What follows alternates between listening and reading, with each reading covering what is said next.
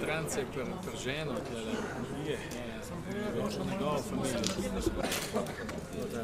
Pravi, da se vijemo sliko.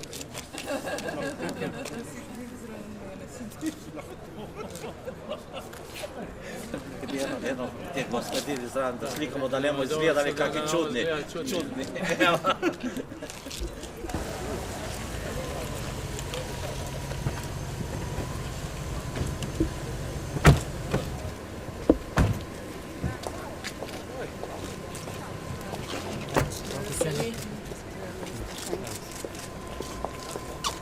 Pozdravljam. Bravo, minister Živijo, še enkrat. Bravo, čau. O, zdravo. Živijo. Ja, najprej bomo izjavili. Bomo kar najprej izjavili.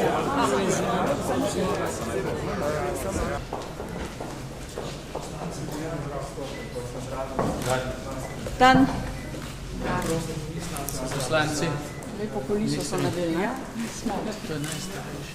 Dom Svinsko društvo v Sloveniji.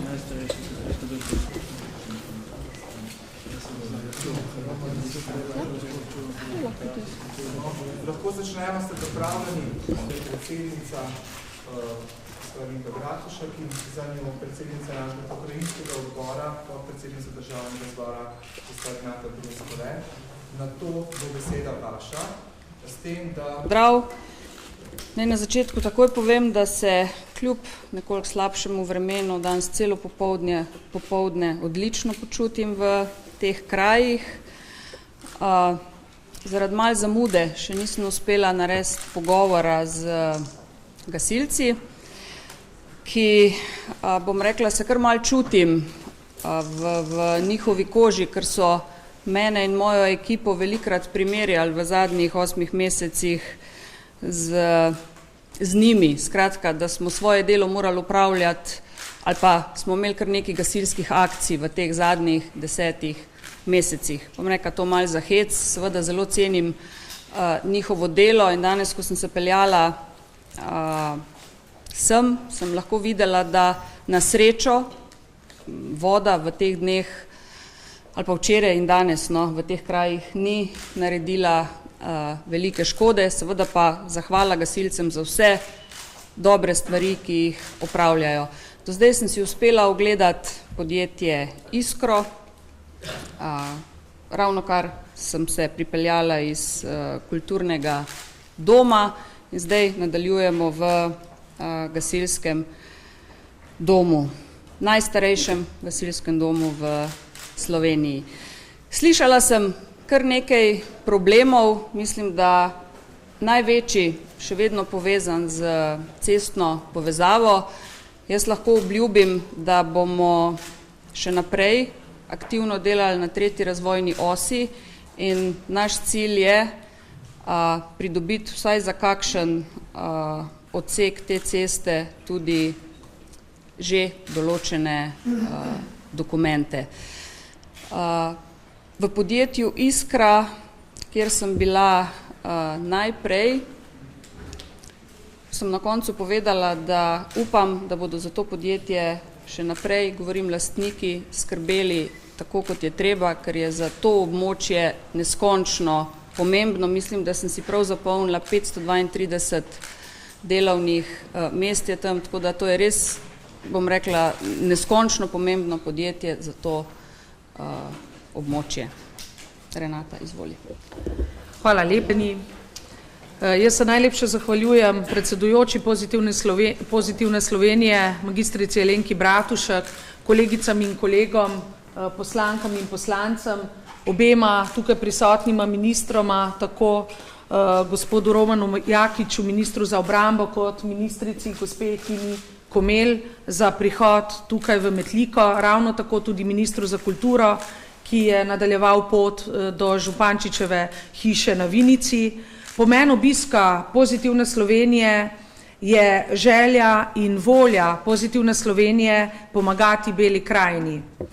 Ker hočemo, da se stvari spremenijo, sta pa potrebna tako vizija, kot tudi delo vsakega od nas posameznika. tako tistih, ki delamo v Ljubljani, kot tudi nas, ki živimo in delamo v Beli krajini.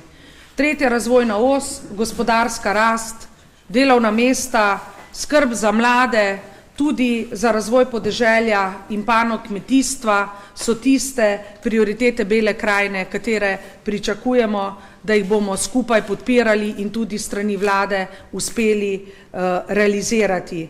Tukaj v Beli krajini živimo skrbni in delovni ljudje, smo odkritosrčni in gostoljubni. Mislim, da smo današnjim gostom to že uspeli tudi dokazati. Še več pa lahko povem tudi, da smo na področju vinogradništva in vinarstva v samem vrhu, ne samo državnem, temveč svetovnem vrhu. Najlepše se zahvaljujem vsem danes tukaj vam prisotnim udeležencem, sogovornikom, kolegom iz Pozitivne Slovenije za obisk v Beli krajini. Prepričana pa sem, da se vsi današnji sogovorniki zavedamo potreb Bele krajine in da bodo dane pobude tudi postale stvarnost. Hvala. Hvala lepa. Predsednik uprave je pozneje komentiral, da je Iskra primer pozitivne zgodbe o menedžerskem prevzemu. Kaj pravite na to? Ne poznam vseh podrobnosti s podatki, s katerimi so nas tudi danes seznanili, pa bom rekla, to je število zaposlenih, povprečna plača, dodana vrednost v podjetju.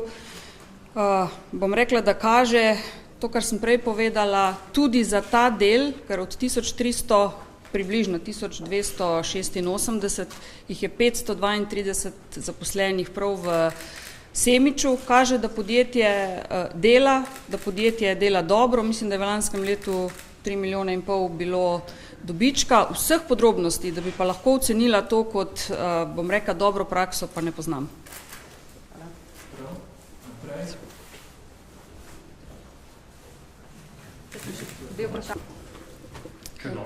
Ja, glede kulturnega doma smo se dogovorili, da bomo v naslednjem mesecu ali pa predvidoma do konca februarja skušali določiti oziroma se odločiti, čigavo bo lastništvo tega kulturnega doma.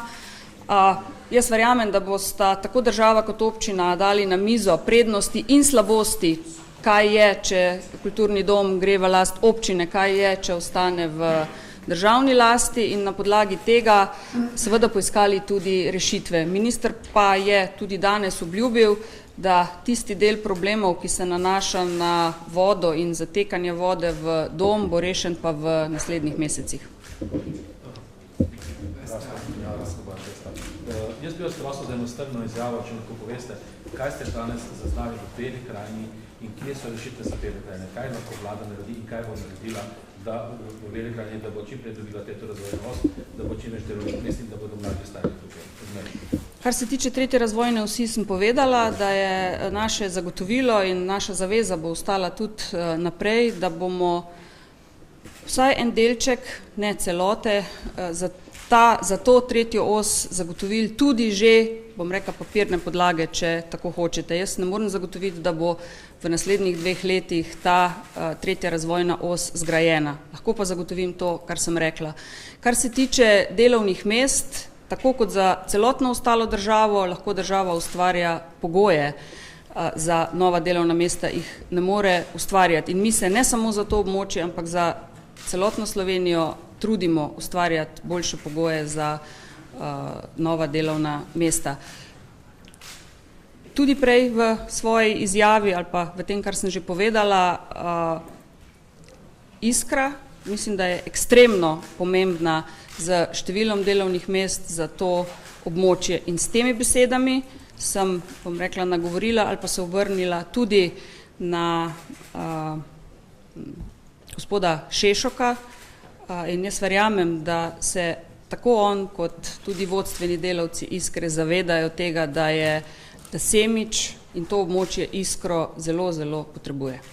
Kaj pa mladi, recimo danes so se oglasili iz mladinskega centra BIT v Črnomlju, kjer opozarjajo, da je vladni urad za mladino zmanjšal za petino namenjena sredstva za njihovo delovanje? Ja, gledajte, financiranje teh mladinskih organizacij, ne združim s tem imenom, poteka po več nivojih. Eno je tudi lokalni nivo, državni nivo, študentska organizacija, tako da ni tako preprosto, da kar rečemo, da so se sredstva za to znižala.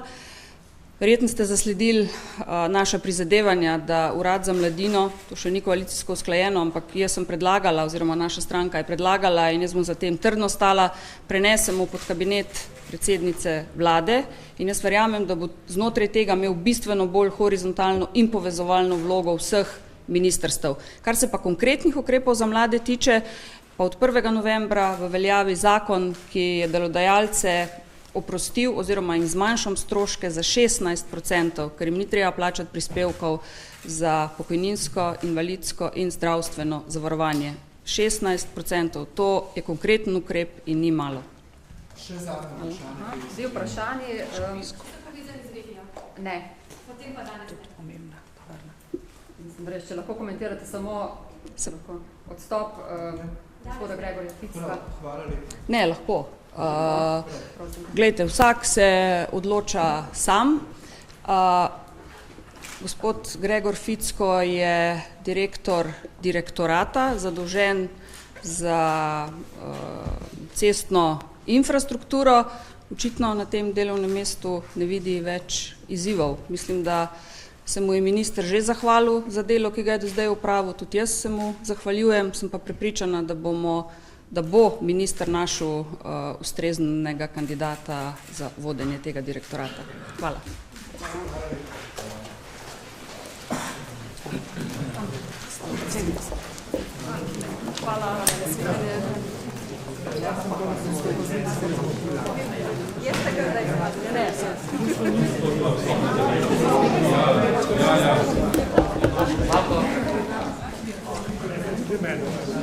Zdravo.